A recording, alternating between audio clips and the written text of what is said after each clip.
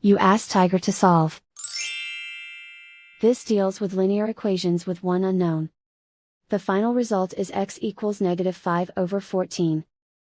Let's solve it step by step. Simplify the expression. Group like terms. Simplify the arithmetic. Group all x terms on the left side of the equation. Subtract 17x from both sides. Group like terms. Simplify the arithmetic.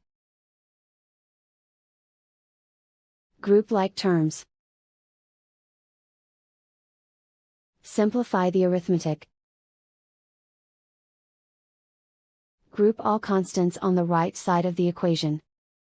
Add 15 to both sides. Simplify the arithmetic.